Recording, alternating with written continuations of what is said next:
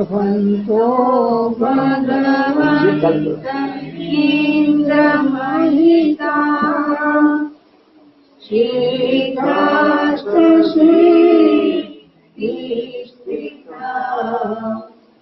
आचार्य दीनशास्त्रनो अधिकरा पूज्या उपाध्यायता श्री सिद्धार्थ सुभाषितं मुनिवरा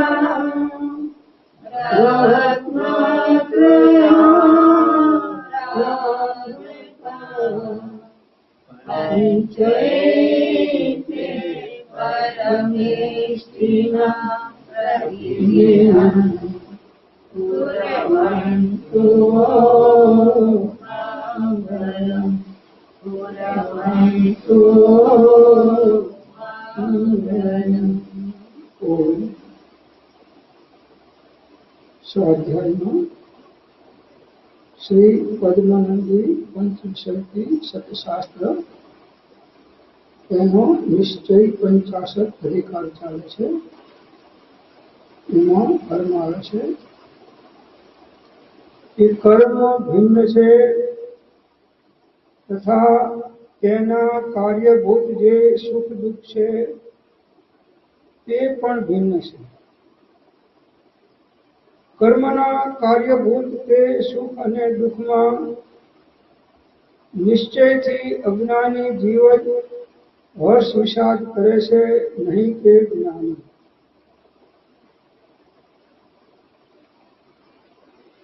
तो कर्म भिन्न छे कोनाथी? आत्माथी भिन्न छे। अने एनु फल एनु कार्यभूत जे सुख दुख छे ए पण भिन्न छे। कोनाथी भिन्न छे सुख दुख? आत्माथी भिन्न छे।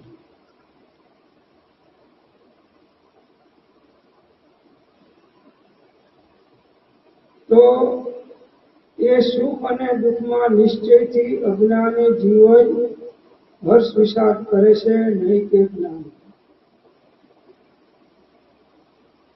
सुख में सुमिरन सौ करे, दुख में करे न कोई। जो दुख में सुमिरन करे तो सुख में सुमिरन करे तो दुख पाहे तो।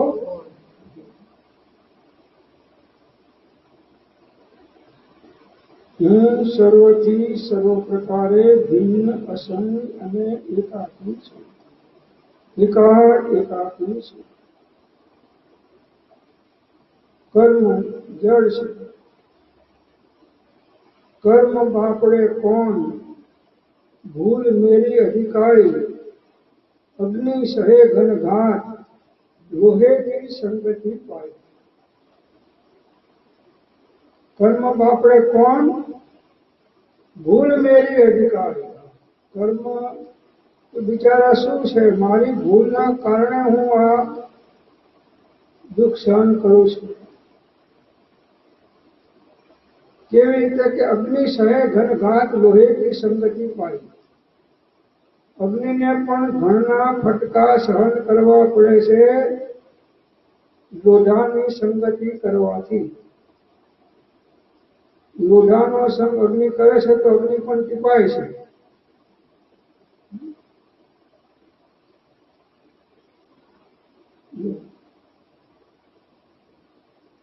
तो कोनो संग करवो?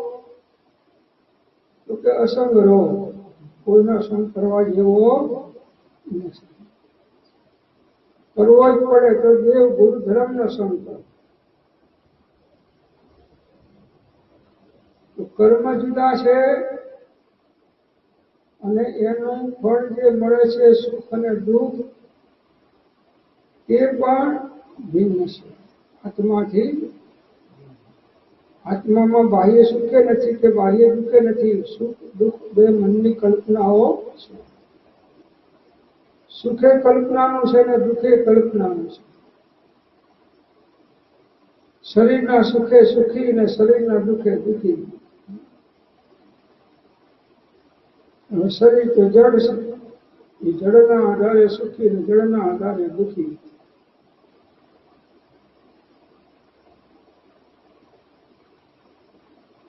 તો સુખ દુઃખ કર્મના ઉદય પ્રમાણે દરેકને બહારમાં આવવાનું. સુખ દુઃખ મનમાં આણીએ ઘટ સાથે રે ઘડિયા, તાળ્યા તે કોઈના નવ ટળે આત્મા દેવના જડિયા.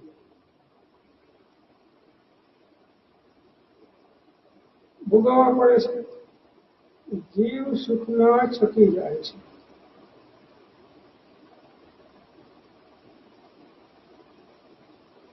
ભગવાન ભગવાન કોણ છે? આત્મા ફાત્મા કોણ છે? દેવું કહીને પણ ઘી પીવો એમ કહે છે.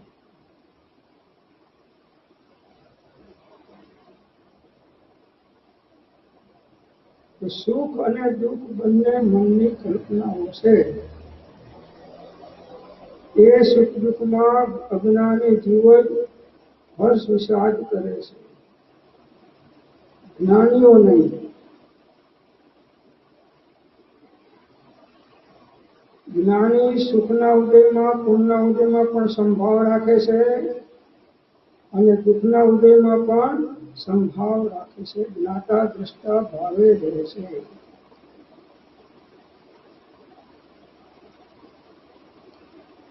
રજગણ કે રિદ્ધિ વૈમાનિક દેવની સર્વે માન્યા, ઉદ્ગલ એક સ્વભાવ જો અપૂર્વ અવસર એવો ક્યારે આવશે. અજ્ઞાની જીવ 24 કલાક હર્ષ વિષાદ કર્યા જ કરતા હોય છે. પોતાની કલ્પના અનુસાર બન્યું તો હર્ષ અને કલ્પનાથી વિરુદ્ધ બન્યું તો શોક દુઃખ.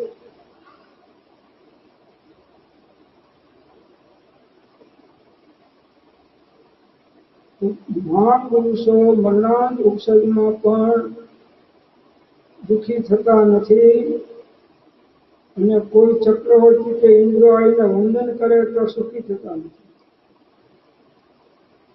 પદના આધારે સુખ દુઃખ કરે છે. એ પરાધીન થયા વગર રહેતો નથી અને પરાધીનતા એ જ દુઃખ છે અને સ્વાધીનતા એ જ સુખ છે. સ્વને આધીન થઈને વર્તે એનું નામ સ્વાધીનતા અને પરને આધીન થઈને વર્તે એનું નામ પરાધીનતા છે. પરાધીનતાની અંદરમાં દુઃખ છે. સ્વાધીન થાવ, સ્વરૂપસ્થ થાવ, શાંત થાવ, અંતર્મુખ થાવ, ઉપયોગ દ્વારા આત્મામાં એકાકાર થાવ તો સુખ શાંતિ છે. તો સુખ અને દુઃખમાં નિશ્ચયથી અજ્ઞાની જીવ જ હર્ષ વિષાદ કરે છે, જ્ઞાનીઓ નહીં. મરણાંત ઉપસર્ગમાં પણ જ્ઞાનીઓ આનંદમાં રહે છે સ્વભાવના આશ્રયથી અને કેવળ જ્ઞાન પ્રાપ્ત કરીને મોક્ષે ચાલ્યા જાય છે. જ્ઞાની કે અજ્ઞાની જન સુખ દુઃખ રહિત ન કોઈ, જ્ઞાની વેદે ધૈર્યથી અજ્ઞાની વેદે જ્ઞાની વેદે ધૈર્ય શાંતિથી સંભાવથી જે કઈ ઉદય સારા નરસા આવે એને સંભાવથી વેદે છે. એમાં વિષમભાવ થવા દેતા નથી. શ્રીમદે કહ્યું છે કે અવિષમ ભાવ વગર અમને પણ અબંધપણા માટે કોઈ અધિકાર નથી. મૌનપણું એ ભજવા યોગ્ય માર્ગ છે.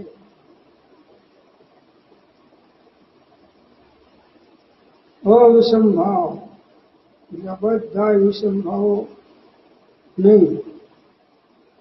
શુદ્ધો ઉપયોગ.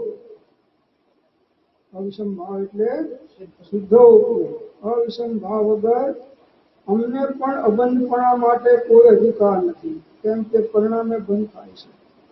જે જીવના જેવા પરિણામ હોય છે એ પરિણામ અનુસાર બંધ મોક્ષની વ્યવસ્થા ચાલતી હોય છે. કોઈ જીવ એક સમય પણ પરિણામ વગરનો હોતો નથી. સિદ્ધ ભગવાનને શુદ્ધ પરિણામ હોય છે તો સુખી છે, અને અજ્ઞાની જીવોને અજ્ઞાનમય પરિણામ હોય છે એટલે દુઃખી છે. એ પુણ્યના ઉદયમાં હોય, સાતાના ઉદયમાં હોય તોય દુઃખી છે. આત્મામાં જેનો ઉપયોગ નથી એ બધા દુઃખી જ છે. આપણને લાગે છે હું તો સુખી છું, હું ક્યાં દુઃખી છું? પ્રભુ તને અજ્ઞાન છે એટલે ખ્યાલ નથી. તારો ઉપયોગ બહાર બધે 24 લોકમાં ભૂખે છે તો દુઃખી છું. સમયે સમયે તને પરિણામ અનુસાર આશ્રય બંધ થયા કરે છે.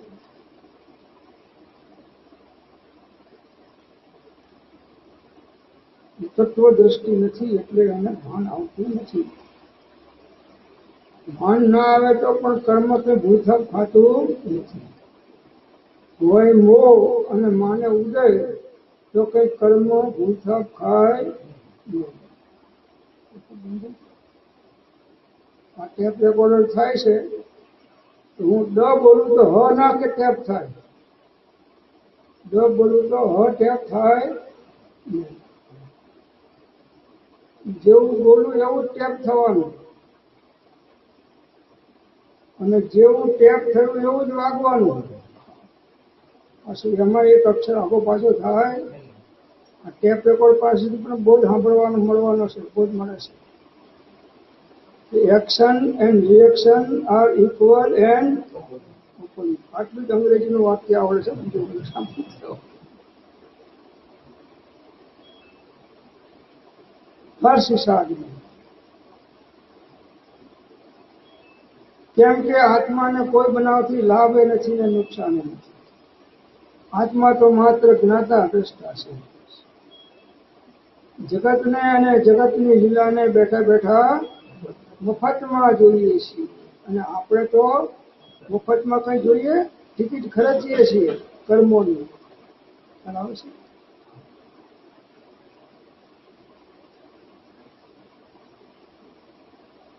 મોક્ષ માર્ગમાં પ્રવૃત્તિ બેની છે, એક જ્ઞાની પુરુષની અને એક જ્ઞાની પુરુષના સાચા આશ્રયવાની છે. બાંધ્યા છે આવવાના, એવા નિમિત્તો મળવાના, એ બનાવવાના, એમાં સાક્ષી ભાવે રહેતા શીખવાનું છે. સકલ જ્ઞેય જ્ઞાયક તદપી નિજાનંદ રસ લીન.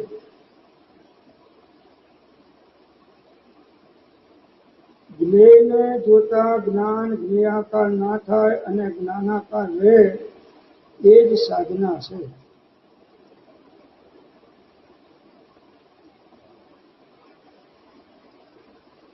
તો કર્મ ભિન્ન છે, તથા એના કાર્યભૂત જે સુખ દુઃખ છે તે પણ ભિન્ન છે. કર્મના કાર્યભૂત જે સુખ દુઃખ, કર્મના ઉદયના કારણે સુખ મળવાનું તો સુખ, બહારમાં દુઃખ મળવાનું હોય તો દુઃખ મળે છે, તો કર્મનું કાર્ય છે. જેવું બીજ વાવ્યું હોય એવું વૃક્ષ ઉગવાનું છે.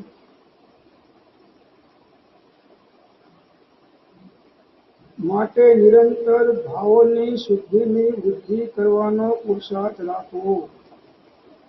જેના ભાવ બગડ્યા એના ભાવ બગડ્યા, અને જેના ભાવ સુધર્યા એના ભાવ સુધર્યા.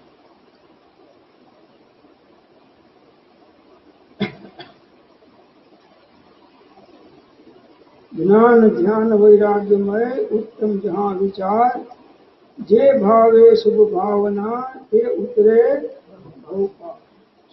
ઉત્તમ ભાવો રાખો.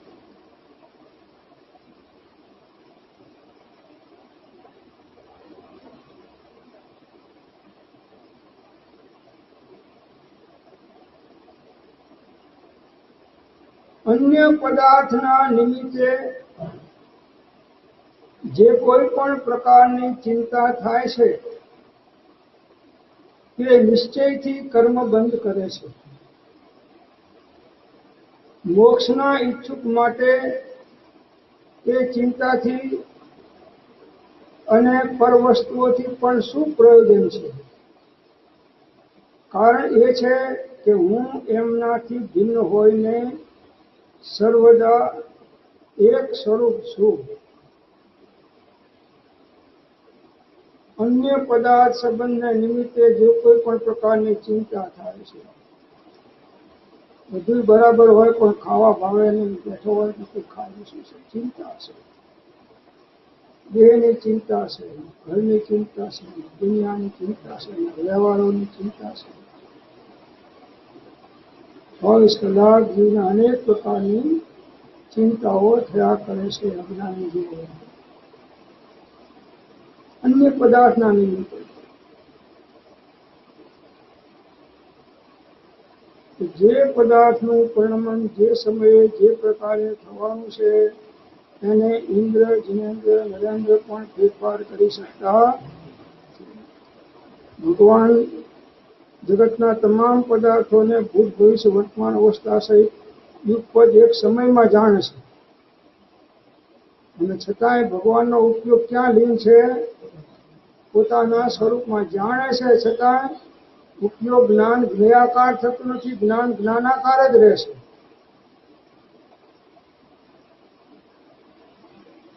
જ્ઞાન જ્ઞેયાકાર થઈ જાય એ જ્ઞેય મૂઢ કહેવાય.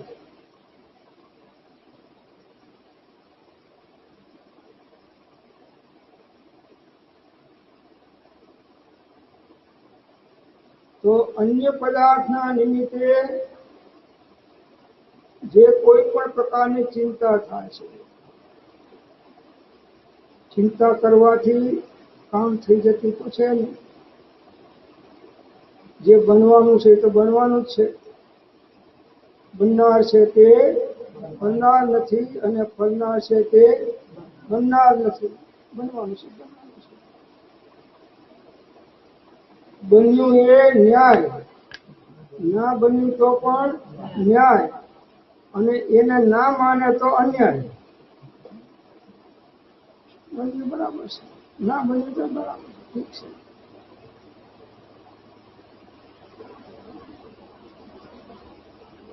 એટલે કોઈ પણ બનાવમાં ચિંતા થવી જોઈએ નહીં.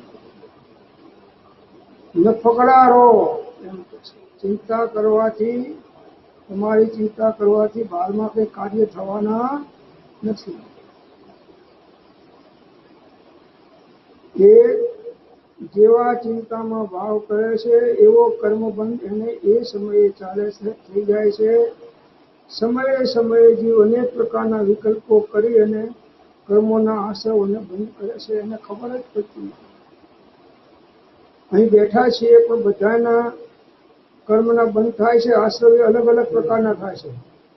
આટલું બધા સાંભળે છે એક સાથે સરખું, છતાંય કોઈને સૂક્ષ્મતાથી સમજાય છે, કોઈને સ્થૂળતાથી સમજાય છે, કોઈને એમાં વિકલ્પો આવે છે, કોઈને અનેક પ્રકારના બીજા ભાવો આવે છે. જેવા જેવા જે સમયે જે ભાવ થાય છે એ ભાવ અનુસાર બંધ પડે છે. હવે આપણી ફરજ શું રહી કે ઉત્તમ ભાવોમાં રહેતા શીખવાનું. ગમે તેવા ઉદયો આવે, નિમિત્તો આવે તો પણ ઉત્તમ ભાવની અંદરમાં રહેતા શીખવાનું છે.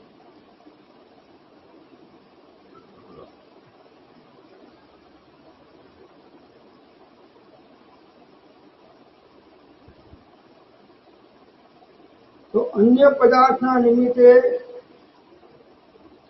જે કોઈ પણ પ્રકારની ચિંતા થાય છે તે નિશ્ચયથી કર્મ બંધ કરે છે. નિશ્ચયથી જે ચિંતા થાય, જે એ પ્રકારનો કર્મ બંધ એ જ સમયે થઈ જાય. મોક્ષના ઈચ્છુક માટે તે ચિંતાથી અને પરવસ્તુઓથી પણ શું પ્રયોજન છે?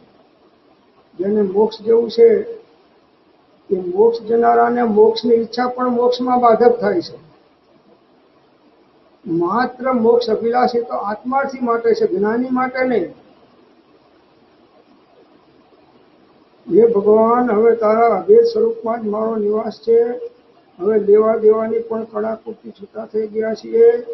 એને તું તુષ્ટમાન થઈને બીજું શું આપવાનો હતો? જેને હવે મોક્ષની પણ ઈચ્છા રહી નથી. કેવી આત્માની ખુમારીમાંથી આ વાક્ય શબ્દો નીકળ્યા છે. મોક્ષની પણ ઈચ્છા નથી.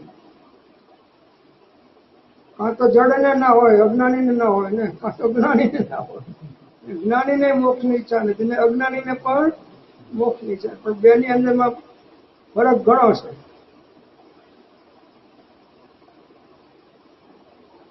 તો મોક્ષના ઈચ્છુક માટે તે ચિંતાથી અને પરવસ્તુઓથી પણ શું પ્રયોજન છે? કઈ પરવસ્તુ તમારી સ્વ થવાની? તો પરવસ્તુના વિકલ્પ અનેક પ્રકારના ચાલ્યા કરે છે. પરવસ્તુમાં નહીં મૂંઝવો, એની દયા મુझને રહી, એ ત્યાગવા સિદ્ધાંત કે પશ્ચાત દુઃખ તે. પર કોઈ દિવસે સ્વ થાય નહીં, પર દ્વારા સ્વનું કાર્ય થાય નહીં. હું પર તણો નહીં, પર ન મારા, જ્ઞાન કેવળ એક હું, જે એમ ધ્યાવે ધ્યાન કાળે, જીવ તે ધ્યાતા. 24 કલાક પરનો જ પનારો છે. પરભાવમાં જ સમસ્ત જગત પર વસ્તુ અને પરભાવમાં વધુ જાય છે. આખું જગત 84 લાખ યોનીના જીવો બધા પરભાવમાં વયા જાય છે. માત્ર જ્ઞાની પુરુષો સ્વભાવના આશરે સ્વભાવ દ્રષ્ટિ કરીને જીવી રહ્યા છે. અને સ્વભાવની સિદ્ધિ કરે તે જ ધર્મ અનુકૂળ. સ્વભાવ દ્રષ્ટિ કરવાની છે. ધર્મ એટલે સ્વભાવ દ્રષ્ટિ, સ્વરૂપ દ્રષ્ટિ.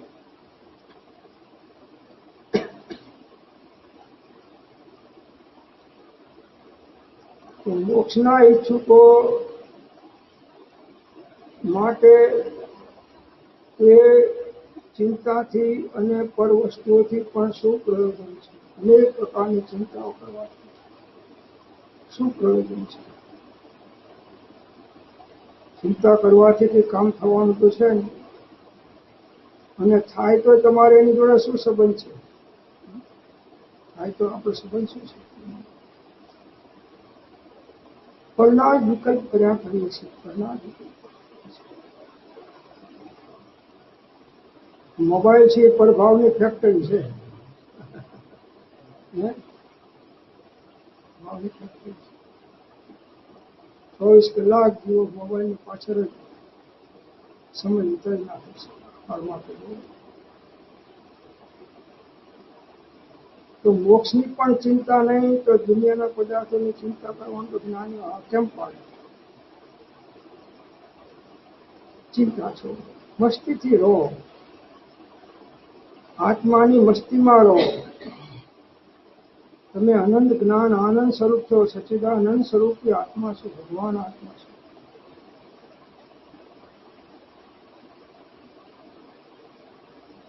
કેમ ચિંતા છોડવાનું કહેશે? કારણ કે એ છે કે હું એમનાથી ભિન્ન હોઈને સર્વદા એક સ્વરૂપ છું. હું એમનાથી ભિન્ન છું. કોનાથી? જગતના તમામ પદાર્થોથી અને વિભાવોથી હું ભિન્ન છું.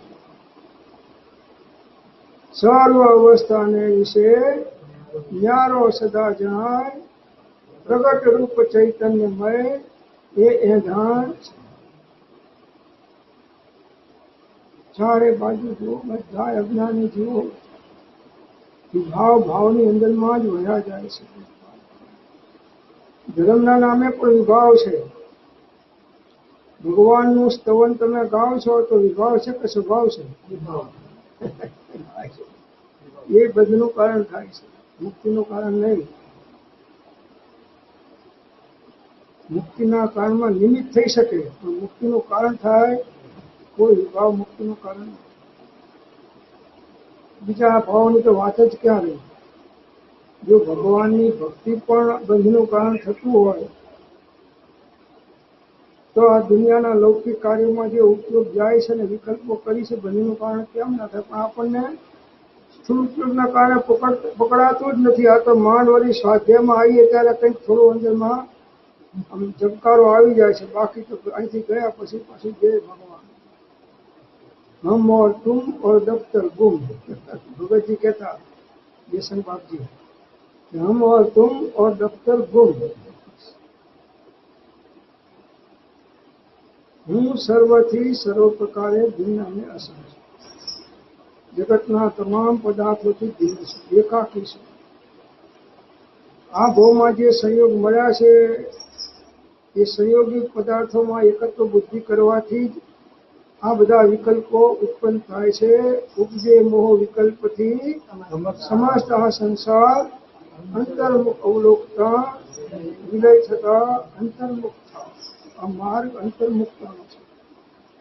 જેમ જેમ હું સૂક્ષ્મ વિચારથી ઊંડો ઉતરું છું તેમ તેમ તમારા તત્વના ચમત્કારો મારા સ્વરૂપનો વિકાસ કરે છે. તમે નિરાગી, નિર્વિકારી, સચ્ચિદાનંદ સ્વરૂપ, સહેજાનંદી, અનંત જ્ઞાની, અનંતદર્શી અને ત્રૈલોક્ય પ્રકાશક છો. હું માત્ર મારા હિતને અર્થે તમારી સાક્ષીએ ક્ષમા ચાહું છું. ઓમ શાંતિ શાંતિ. હું બધાયથી ભિન્ન છું. આ દેહથી પણ ભિન્ન છું, આત્મા સાથે લાગેલા કર્મોથી પણ ભિન્ન છું અને કર્મના નિમિત્તથી થતા શુભાશુભ ભાવોથી પણ હું ભિન્ન છું. આવો હું ત્રિકાળ એકાકી છું. આવું એકત્વપણું, એકાકીપણું ઉપયોગની અંદરમાં પકડાય અને બાકીના બધા સંયોગીમય ભાવ છે એ નષ્ટ થઈ જાય ત્યારે એ જીવ આત્માનું કલ્યાણ સાધી લેશે. કોઈ પણ જીવ હોય, સિદ્ધાંત બધા જીવો માટે સરખો હોય. 84 લાખ યોનિના ગમે તે જીવો હોય એ બધાના માટે સિદ્ધાંત એક સરખો હોય.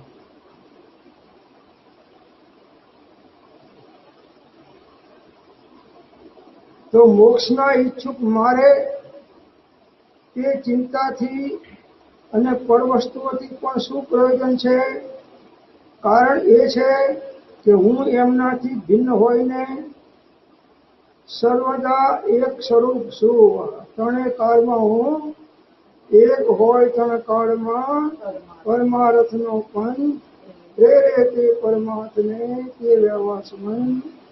હું ત્રણેય કાળમાં એક સ્વરૂપ એટલે ચૈતન્ય સ્વરૂપ છું. નિગોદમાં જવું તો ચૈતન્ય સ્વરૂપ છું. 84 લાખ યોનિમાં કોઈ દેહ ધારણ કરું તો પણ ચૈતન્ય સ્વરૂપ છું. અને સિદ્ધલોકમાં સિદ્ધ થઈને બિરાજમાન થવું તો પણ હું શુદ્ધ ચૈતન્ય સ્વરૂપ છું. હું દેહાદિ સ્વરૂપ નથી. દેહ, સ્ત્રી, પુત્ર આદિ કોઈ પણ મારા નથી. શુદ્ધ ચૈતન્ય સ્વરૂપ અવિનાશી એવો હું આત્મા છું. એમ આત્મભાવના કરતા રાગ દ્વેષનો ક્ષય થાય છે. રાગ દ્વેષનો ક્ષય થાય તો કેવળ જ્ઞાનની પ્રાપ્તિ થાય છે. આ કરવાનું છે. કોઈની સાથે કંઈના એક ભાવના થોડા સુખ માટે અનંત ભાવનો અનંત નહીં વધારવાનો પ્રયત્ન જ્ઞાનીઓ કરે છે. કુટુંબ થયું એટલે આ મારું કુટુંબ, આ મારું ઘર, આ મારું ગામ, આ મારું નામ. 50 વર્ષ પછી કોઈ આવશે તો બધું ખોટું કે ભાઈ બોલતા તો ક્યાં ગયા એનો પત્તો નથી. કેટલા ગામ બદલ્યા હશે અત્યાર સુધીમાં? અનંતા ગામ બદલ્યા. નામ કેટલા બદલ્યા હશે? કોઈ નામ એવું નથી કે જે આપણું ના હોય. આપણે ક્યાં ક્યાં જન્મ્યા અને મળ્યા નથી. 14 રાજલોકના જે તે લોકાકાશના પ્રદેશો છે એ એક એક પ્રદેશ ઉપર અનંતવાર જન્મ્યા છે અને અનંતવાર મળ્યા છે. અને અત્યારે જે મળ્યું એમાં ચોંટી ગયા છે કે આ મારું છે.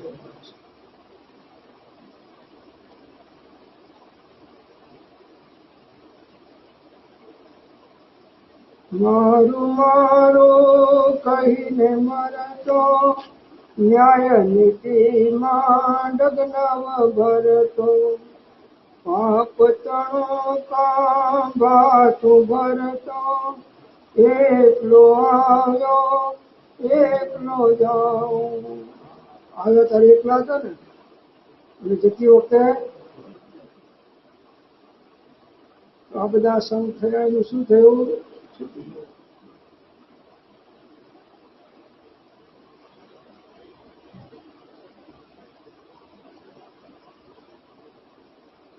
તો અન્ય પદાર્થના નિમિત્તે જે કોઈ પણ પ્રકારની ચિંતા થાય છે તે નિશ્ચયથી કર્મ બંધ કરે છે. અહીં બેઠા બેઠા ચિંતા કરે. અમેરિકા છોકરો ભણતો હોય, એને ખાધું હશે કે નહીં ખાધું હોય, એને રહેવાનું ફાવતું હશે કે નહીં ફાવતું. હવે એના ઉદય પ્રમાણે, પુણ્યના ઉદય પ્રમાણે જે મળવાનું મળશે. પણ અહીં ચિંતા કરવાથી આપણને લાભ થાય કે નુકસાન થાય? અને છતાં આપણે નુકસાનીના ધંધામાં લાભ માનીએ છીએ. આનું નામ મિથ્યાત્વ છે. તારા ઘરમાં અહીં આવે છે દેવલાલી, અને આટલા દિવસથી કહીને આવે છે, વધારે થઈ ગયા છે. એટલે મારા વગરના બાપુ તું અહીં મરી જાય ને તો કોઈ ઘરવાળા બધા લાડવા કરીને ખાશે અને તને ભૂલી જશે. ભૂલતા શીખો. જે છે એ બધું ભૂલો, એક આત્માને ભૂલો નહીં.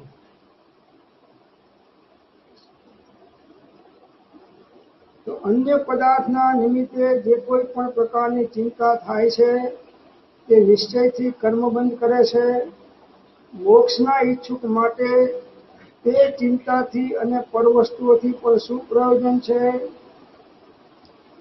કારણ એ છે કે હું એમનાથી ભિન્ન હોઈને સર્વદા એક સ્વરૂપથી બધાયથી ભિન્ન છું અને ત્રણેય કાળમાં એક સ્વરૂપ ચૈતન્ય સ્વરૂપથી આત્મા છું. આત્મા સિવાય હું કશું નથી અને આત્મા સિવાય કશું મારું નથી. આ સાધનાનો સાર છે. આ પ્રમાણે આપણે જીવન જીવશું તો અવશ્ય આપણો આત્માનો કલ્યાણ થશે. ઓમ શાંતિ શાંતિ શાંતિ. જીનવાણી જ્ઞાન